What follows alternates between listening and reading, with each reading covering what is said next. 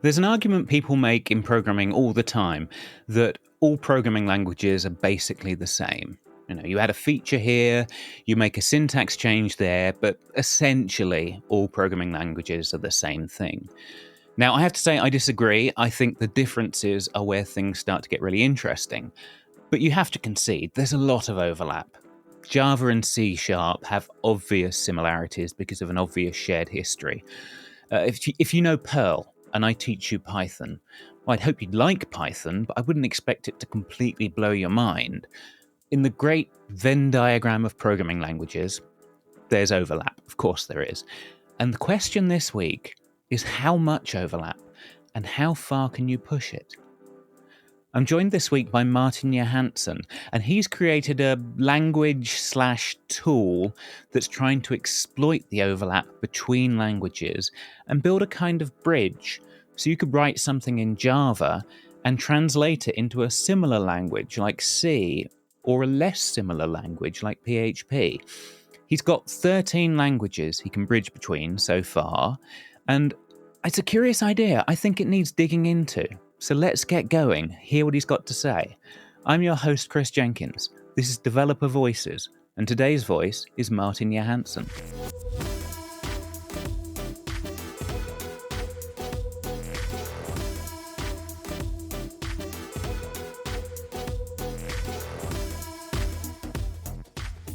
I'm joined today by Martin Johansen. Martin, how are things? Things are fine, thank you. Thanks for having me on.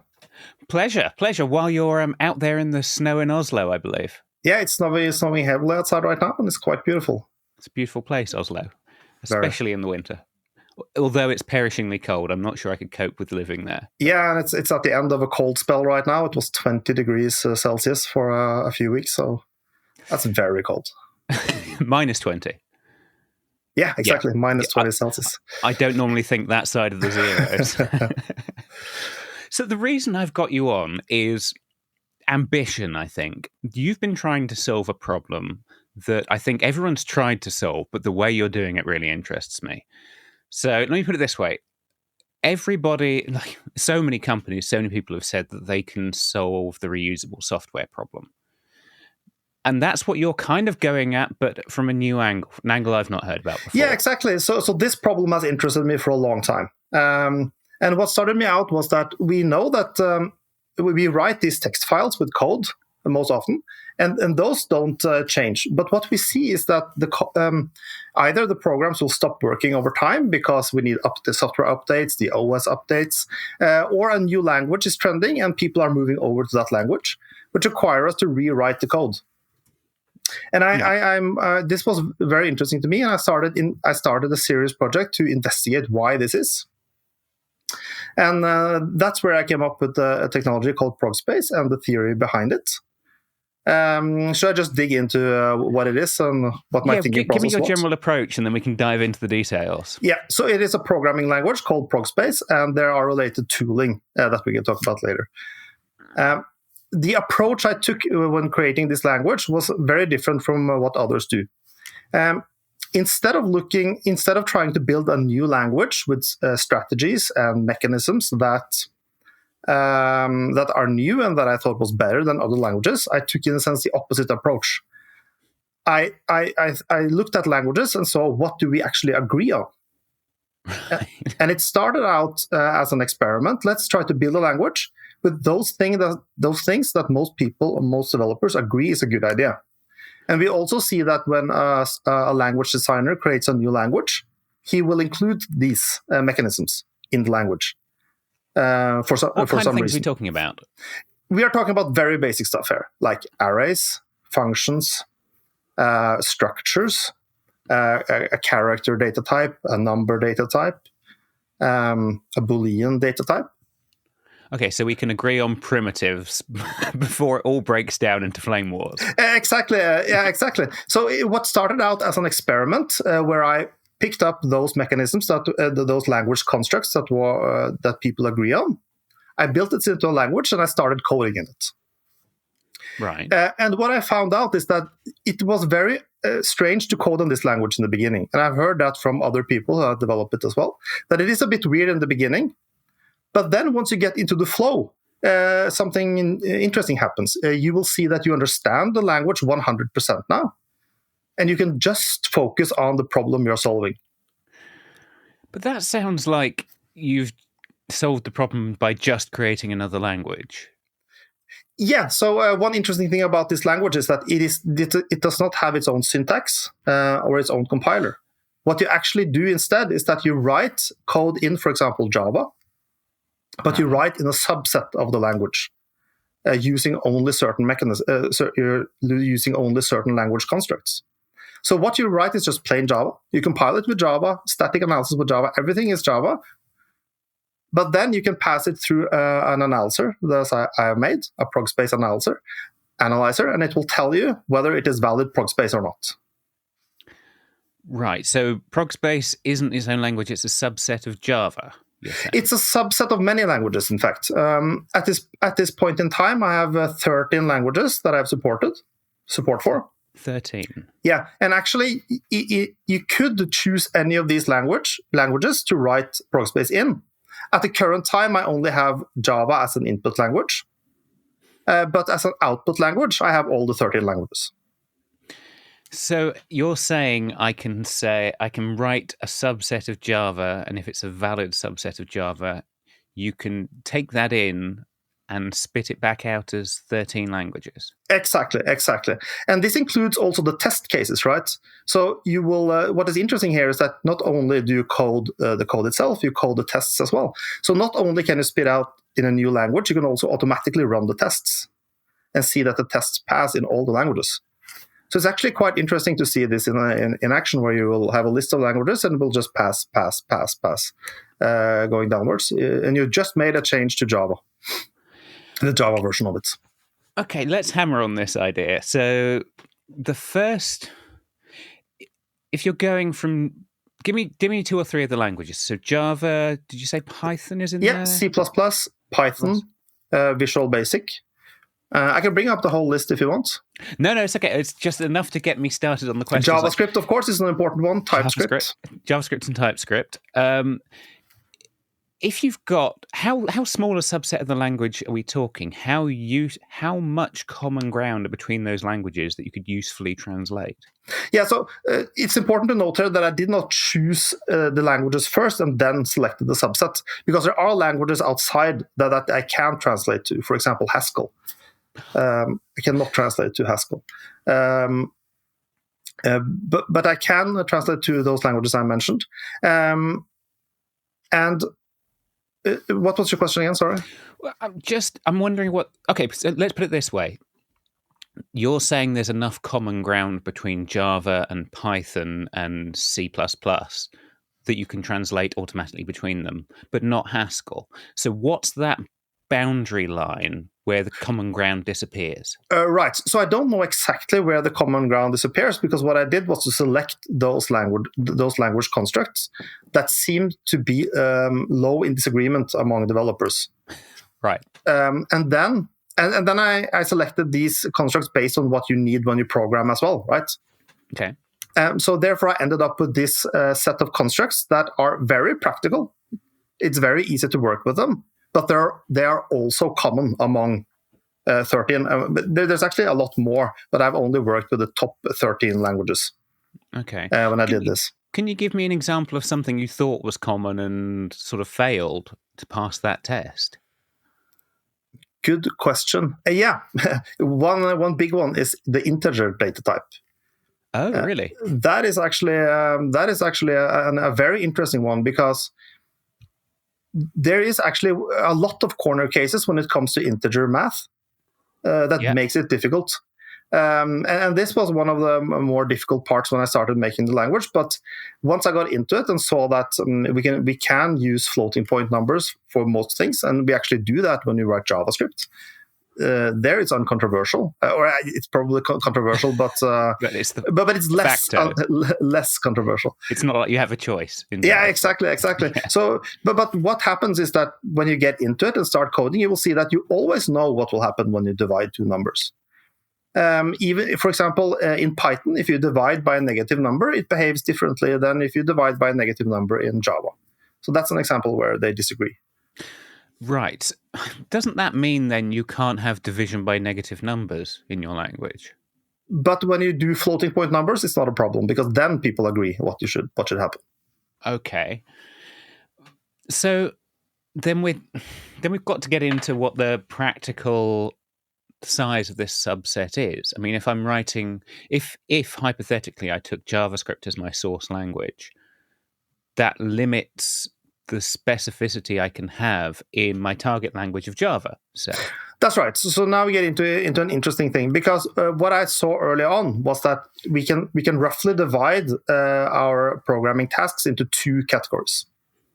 One category I called computational, and the other there was no term for it, so I invented a term called infrastructural. But it basically means where you interact with hardware. For example, the screen, a disk, a keyboard, a clock device. Whenever you interact with any of these devices, I separated that out into a separate field. And then I focused only what you can do with memory and your CPU running on a single thread. Because I also regard multi-threading as different, interacting with different devices. Okay, I can sort of. So is this similar to the division between pure functions and side effect? Yes, it's very related. Because when I started working on this, what you can do with just the CPU and memory, what you write is actually pure functions. In my language, you're allowed to change the input parameters. So I guess that doesn't fit the strict purity requirement. But it is the case that a function will always return the same output for the same input. Okay, yeah. And there is no global state either. So it's always the case. So the functions are pure in the sense that it will always return the same output for the same input. Okay. So pure functions. Let me think of something that falls awkwardly outside of that, see if I can challenge you on this. Here's something that some languages absolutely agree is fundamental and some agree is the opposite. Memory management. How do you bridge the gap between a memory managed language like Java, and a manage it yourself language like C++? That's a very good question. And what I decided to do is to have two calls. You have allocation calls, where I use the native one. So in Java, I use new. But for deallocation, what you do is that you create a function with a special name called delete. And in Java, it's empty. Nothing happens. But when you translate it to C++, it will do an actual delete operation in C++. Okay. So the short answer is there is manual memory management, but when you run it in a garbage collected language, it will garbage collect. Okay. And if I'm writing from Java, a garbage collected language, you are going to when you translate it to C++, you will take care of the manual memory management primitives. Exactly. So you have, in a sense, when you write the code, you have to do manual memory management. But when you run it in a garbage collected language, then you don't. Then the garbage collector will take care of it. Okay. Crikey. But the purity of the language makes this a less of a difficult task, actually. So give me an example of something useful you can write in this subset. What are the practical day-to-day limitations that it imposes on you? Yeah, so in this subset of the language, you can write a lot of libraries related to doing computations. And we haven't talked yet about the library of functions, right? The libraries of the online library of functions. We need to get into that.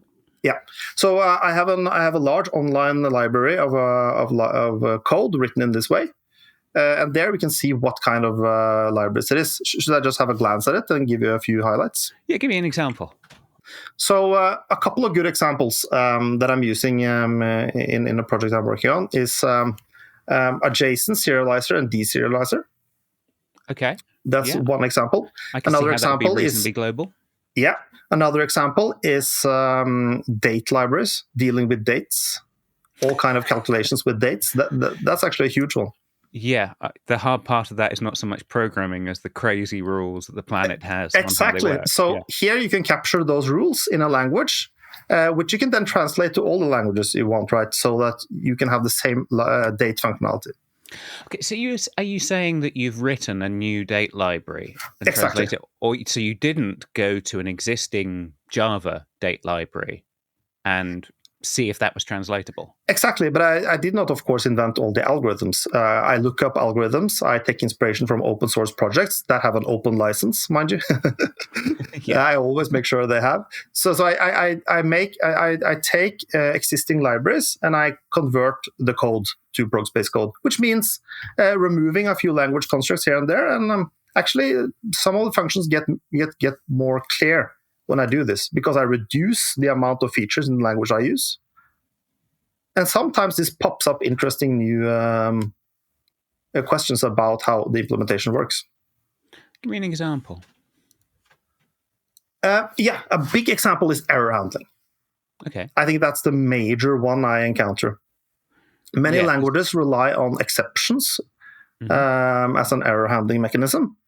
And in Progspace, you don't have exceptions other than a certain kind of exception where you overflow an array. If you divide by 0, there are certain hard exceptions, but for ordinary control flow, you don't have exceptions. What do you have instead? So what we have instead is you return, if a function can fail because the input is invalid, I return a Boolean saying that the function failed. Okay. And that is always very interesting because when I then start to look into the implementation, I will see, there are all these failure cases. And what you'll see that many failure cases are not handled. And then you'll get this generic null pointer exception, for example. That's a very common one if you haven't thought about all the errors. I will add additional checking. And what you will get in the end is actually a library that either succeeds at what it's supposed to do, or it fails with the status of false. And I often also include an error message saying why it failed. So So if I'm writing some Java in this, does that mean I have to remove my exceptions, or does it mean that you'll translate my exceptions into? No, you actually need to remove the exceptions. That's true, and go over to this error handling by return value instead. Okay, so it's trying to get the idea of what it would be like as a Java programmer to convert my code, because it's not going to be entirely idiomatic Java then. No, it's definitely not going to be idiomatic Java, that's for sure. What's interesting actually is, let's say you write some code in this and then you translate it to C++, it will not be idiomatic C++ either. Right. Actually, you will get idiomatic Progspace in Java and in C++. The code will look very similar, because one thing I haven't mentioned to you is that the translation isn't one way. It's a one-to-one translation. So that means that the code you wrote will look almost exactly the same in Java, in C++. Or in TypeScript as the one you wrote. So in some future, I could take the Java file, spit out a C++ file, reparse that, spit out a Python file, spit out a Visual Basic file, and go for lunch. Exactly. Right. So is your hope here then that eventually, I'm thinking probably companies that have a large number of different languages, like Netflix has lots of languages, doesn't have any hope of recoalescing those into a few. Are you hoping they would convert their core libraries, say? That's a good question. One thing I hope to do is that as more and more libraries accumulate here, I hope they will have longevity. And what I hope is that over time, since we do not have to rewrite the libraries in a new language, if a new language comes along, I'll write an output for that language so that it's fully supported. And what I hope is that as the library grows, we get a library that anyone in the world can reuse, not only throughout the world, but also over time, so they can reuse it also in 50 years or 100 years. Right. So I hope that this, even though the language itself might look a bit unfamiliar and be a bit controversial, I think the longevity will prove itself in that we get more and more code that is of higher and higher quality. And that will encourage reuse and encourage people to use it. Okay, I can see that. So is it fair to say your idea here is rather than trying to find a language to rule them all, you're trying to find a style to rule them all? In a sense, yes. Or to at least harvest what we do agree on now. So it's instead of creating another faction or another dialect, I try to do the opposite. Like, this is the core, in a sense, the core on what we agree on. Let's see what we can do. And what I found was that we can actually do a lot of coding in this language, and it works very well. Okay. There are two directions I want to take this in. Let's go into the library space first. So you've been talking about Progsbase, the language. When you think about it, are you really talking about Progsbase, the spec, or the set of capabilities, or some internal representation? So should I mention the library, the online library? Yeah. So in relation to building the language, I also set up an online library. And this is an immutable online library of code.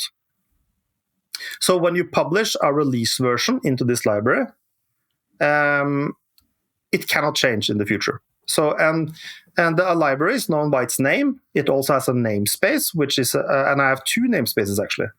I have an organizational namespace where you put your organization, for example, NO company. Or company. This would be the organizational namespace. But you can also have what I call a scientific namespace. So if you created a library for doing network, let's say computation related to networking, you would put that into the scientific namespace, computer science, networking, and then addressing, for example. Okay, this is kind of a side question, but which one do I then import? You can choose both. At the moment, I only have support for the organizational one, but the scientific one will come very shortly. Okay. And you can choose which to import. So is that library, is that storing Java code or what's the canonical representation? It is storing the AST, the abstract syntax tree, of what is valid Progsbase code. Right. Yeah. Right. So we've got, this is reminding me a bit of Unison. Yeah. And Unison is quite similar in this respect. But Unison recognizes functions by their hash. Here, a library is known by its namespace, its name, and its version. Okay. So it's those three, and then in addition, you have a function name, which identifies a function in that library. Okay. So if I attempted to publish a slightly different source tree to the same version number, what would happen? Then you would get a message saying that a version already exists in the library. Okay. And one important thing here is that you also you bundle with this a file where you describe the dependencies of your library. Mm-hmm.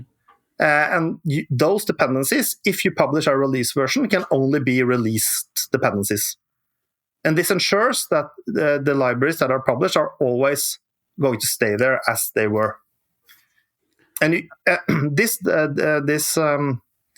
whole database is actually available online. So I've created this domain where you can go, and then you can browse all the libraries, all the versions, all the functions. You can see the source code in all the languages because I just have a drop-down. You select another language. It will translate it immediately to that language. Okay, so when I'm browsing the source code, there is no source code. You're generating my chosen flavor. On the fly, yes. And interestingly, what I can do is that not only can I do this, I can also generate an applet if you want, or a form where you can run the function there and then. Because you can translate into JavaScript. Exactly. So you can run the function right there and then in your browser. So if you upload code to this online repository, that website will be generated immediately for that function. You can also have private libraries, but then that's a separate part. Yeah. My main focus here is the online open source MIT license source code. Okay. And then out of curiosity, when I download a library to my local machine, do I download the AST and store that, or do you translate it for me and I download my favorite language? I could actually put a download link for the AST, but right now I just have download links for each language. And so for every library, you can go download, and you will get all the languages and different flavors of each language also, different versions of a language, and download the source code. And you will get not only the source code of the library, but also all the dependencies bundled into one. So you've had to write an AST pretty printer for all 13 languages? That's exactly right, yeah. Okay, that must have taken some work in itself. Writing the libraries and doing the research was the hardest part. Writing the language part of it was not that difficult. So Okay. yeah. So then we need to talk about what you called the infrastructure side of things, because at the moment it sounds like it's going to work for just a set of pure libraries. Exactly. So when I was happy with the part doing pure functions, I started looking into how should we deal with devices of all different kinds. And what I found was that I took inspiration from the capabilities view of like when you have capabilities in a function. And let's say you want to interact with a disk. Then you will pass a structure to your function called disk. And then I created 3 operations on that disk: read and write, and also get the size of the disk. These functions are, when you program in Progsbase, pure. So they are mocks of that of the disk. So you program it in completely deterministically, completely pure, and you develop and you test and you see that everything is good. Now you're ready to deploy this interacting with an actual disk. What you would do then is to delete the library called disk, which you have imported, and replace it with, for example, a file disk handler that will do these operations on a file on your computer. So then it will treat that file as a disk. Okay, so you're enforcing I can't do side effects, I have to program against an interface. Yeah, exactly. Yeah. And I've selected many devices, but let's see.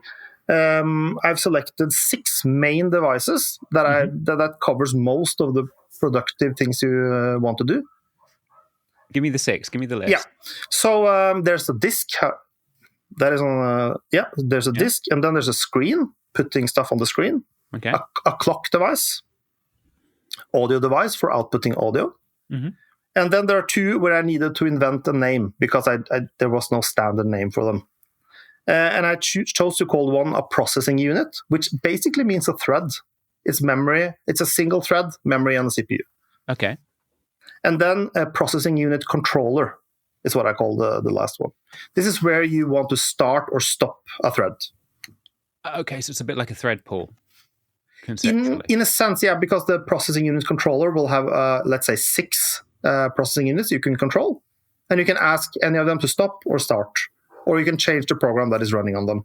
And this you would use to create a scheduler, for example. Or if you wanted to split one thread into multiple threads to do. So it's a bit like a supervisor then. Yeah. Missing from that list, quite notably, is network. Yeah, this is a very good question because I have abstracted the idea of a network and combined it with the multitasking. So when you write Progsbase code, it's always running in a single thread. And if you want to run 2 threads, either on one computer or on 2 separate computers, the only device you interact with is the processing unit device. So you will pass a processing unit device to your function. And then you have you have a number of calls, but basically, if you're interacting with this processing unit as a client, you can send, you can receive, and you can also check if there's a message. Okay. But you can also interact with this processing unit as a server. And then you would have, I would have server receive and server send, and also there check if there's a message available. So if I spin out a local thread or I treat someone else's web server as a thread, it looks the same. Exactly. It only depends on what kind of driver you use for the processing unit. On the same computer, you could typically have a shared memory pool. That will be the most efficient way to do multi-threading on a single computer. But the code would be exactly the same if you wanted to interact with another computer. Then you would replace it with a network call, typically a TCP call, for example. So does that get tricky when you're doing things like serialization? How does that play out? I'm uncertain what you mean. Because, I mean, most threads you're just sending data to directly. Sometimes you're even sharing a pointer in memory. Whereas now you've got to worry about writing bytes to the network. You've got to do more serialization work to make those calls. Yeah, you're right. So that's a fair drawback, I think. But here you can have a unified view of whether you work on a single computer or multiple computers. So what's actually happening under the hood? Are you serializing every call, whether it's local or remote? So the calls you have against the processing unit is send an array of bytes and receive an array of bytes. So it's up to the person who makes the code that decides how to serialize it. But there is actually a way to optimize code in Progsbase that we can talk about later. I don't know if you want to talk about that now or later. Let's go for it. Okay, so we actually get a huge benefit from the fact that these functions are pure and that there's no global state. This means that we can actually replace individual functions with a more efficient call.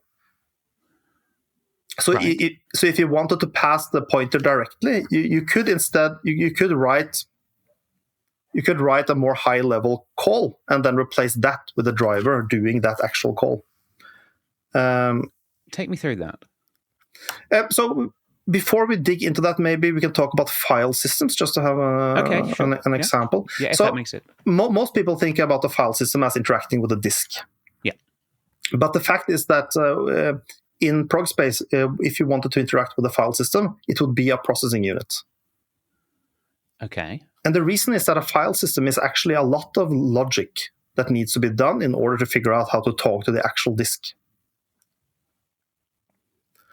Yeah. So if you had a file system called read file, for example,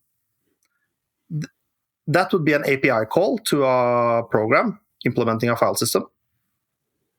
But you could actually, if you wanted to, replace the function read file with a more efficient one, especially tuned for like Linux or Windows.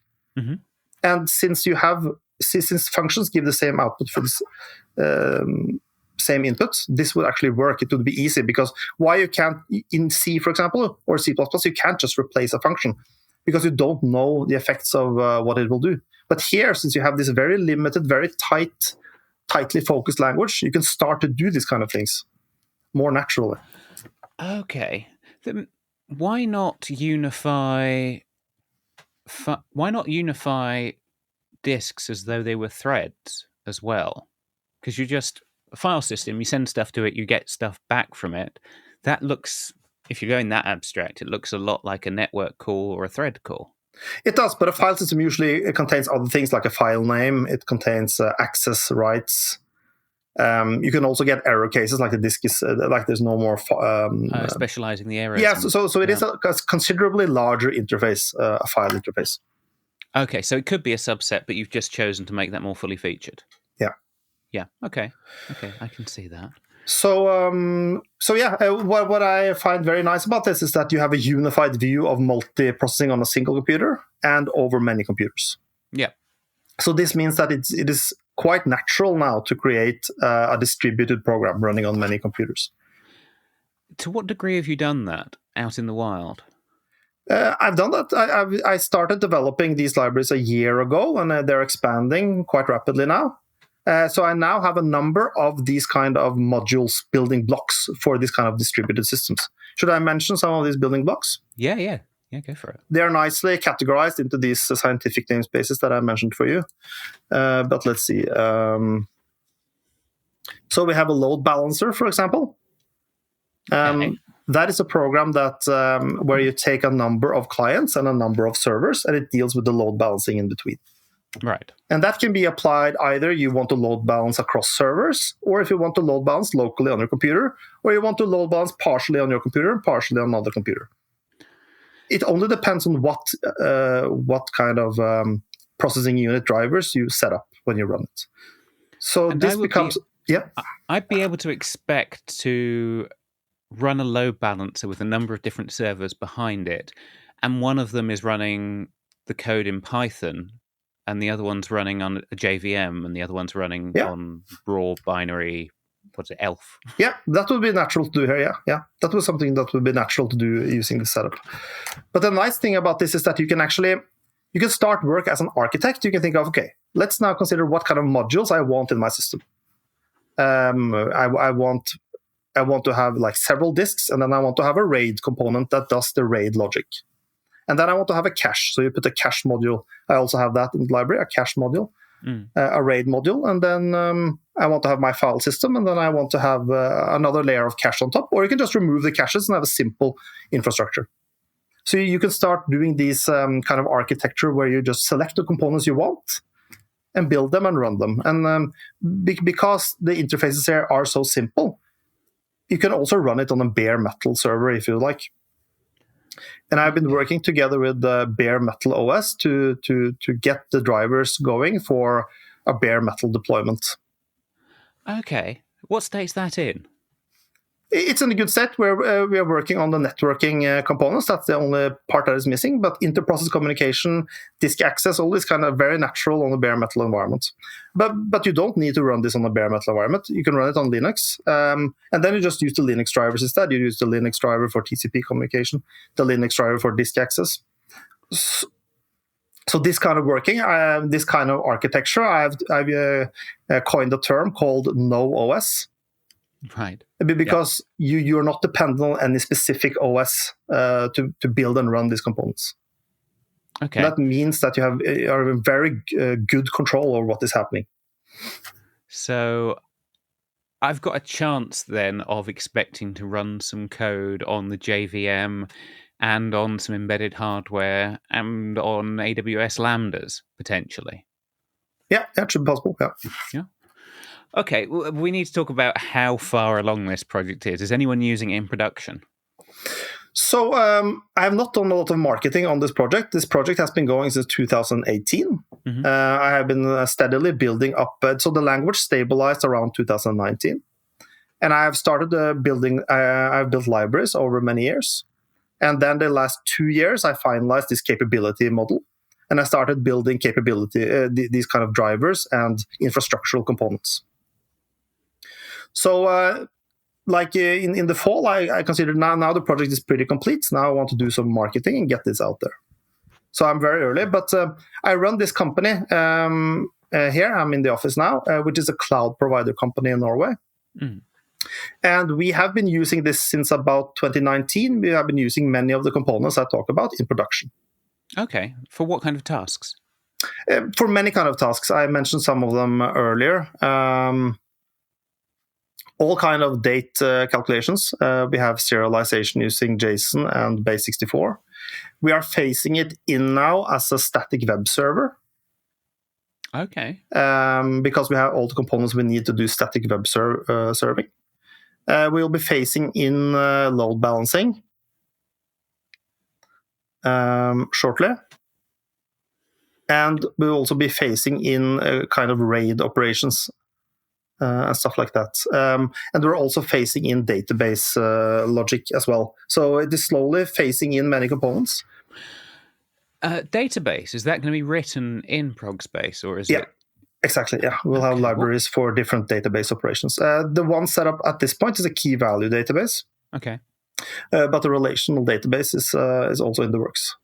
If I wanted to talk to Postgres, for example, what's going to happen there? Yeah, so if you want to interact with some kind of software that is not written in Progsbase, what you would need is an adapter.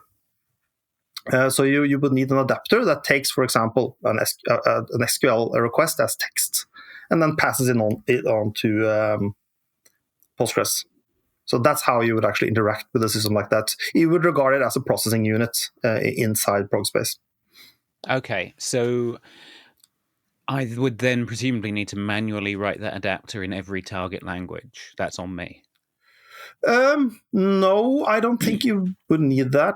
Maybe parts of it, but the main parts of it you can do in Progsbase, and then maybe a tiny part of it needs to be done in the particular language.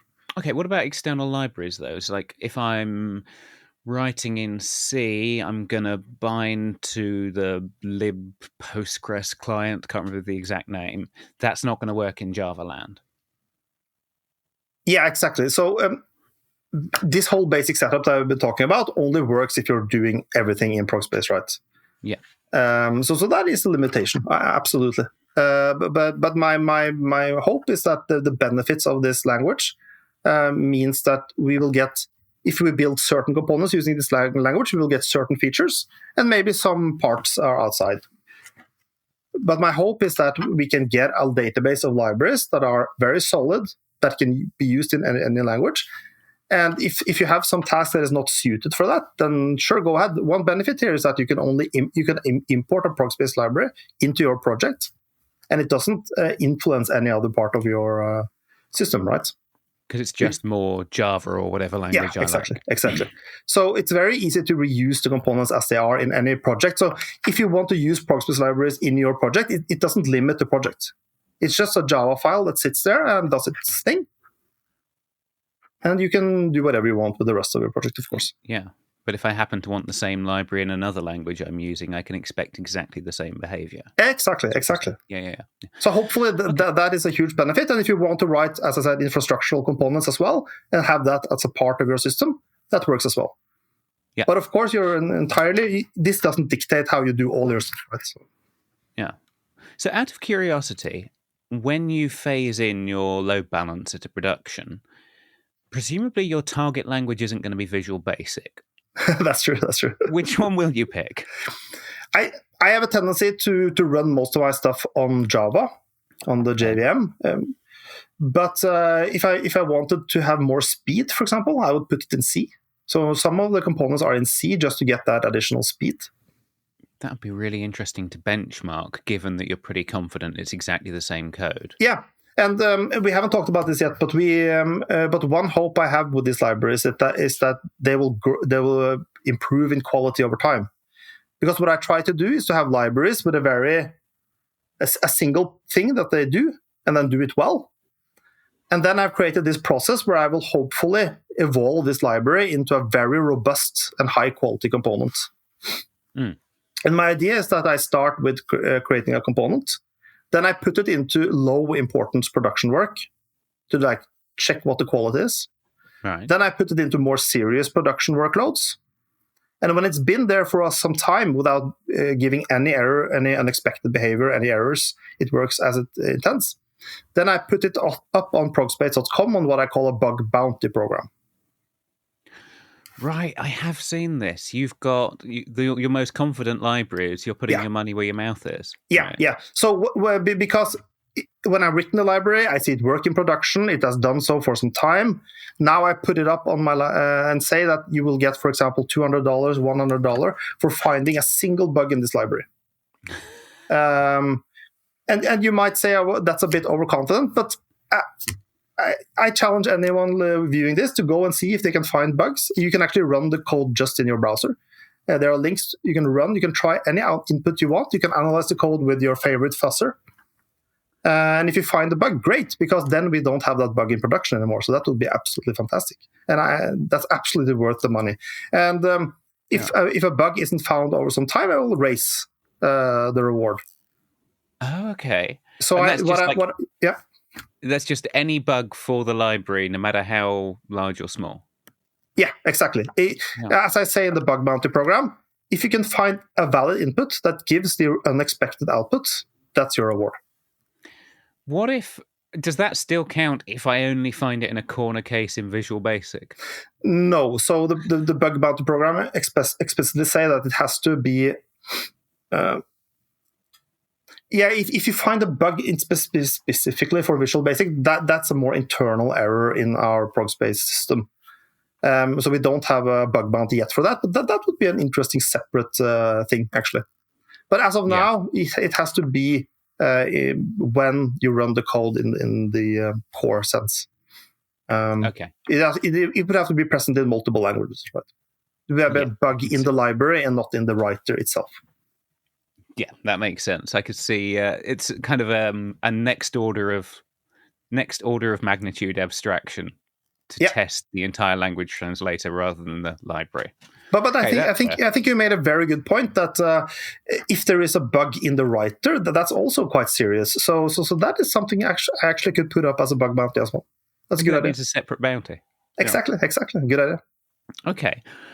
So in that case, if someone wants to get started trying this, if I fancy kicking the tires on a Java to Visual Basic to Python translator, where do I begin? So I have a website, progsbase.com, and you can go there and you can download the tool. It's called Progsbase. You can run it on the command line. Because this is an online library where we have the code, the tool interacts with the online library. So therefore you need an account, but an account is free. And as long as you just upload open source project to the library, contribute with that, everything is free. You can, and if you want to use Progspace libraries in your system, you can also use the Progspace tool to import the dependencies. And you can do that in all the languages we support. And if if you have a language that you would want to import the code in, just let me know, and I'll see if I can make a writer for that language. Okay, so if I then go away and write some Java, and I decide I want to make it into Python, do I have to upload it to your library server and then re-download the Python? No, because the tool has a command called convert. Okay, and then it will convert the code. So I can run it all locally. Yeah. Okay, that makes it very interesting for like little local experiments on language to language translation. Yeah, it does. And you can also go on the online repository and do the drop-down menu. And this online library is also highly interactive with that you can click on a function and you will go to that function. And you can try to translate that as well. Cool. Okay, last question then. What's the most exotic language I can translate to? Good question. Let's see what the list is. Maybe the most exotic language is VBA. VBA. Yeah, that was a pretty exotic one, but it's an interesting one actually because it's used in a lot of businesses. Yeah, they don't brag about it, but it's actually out there.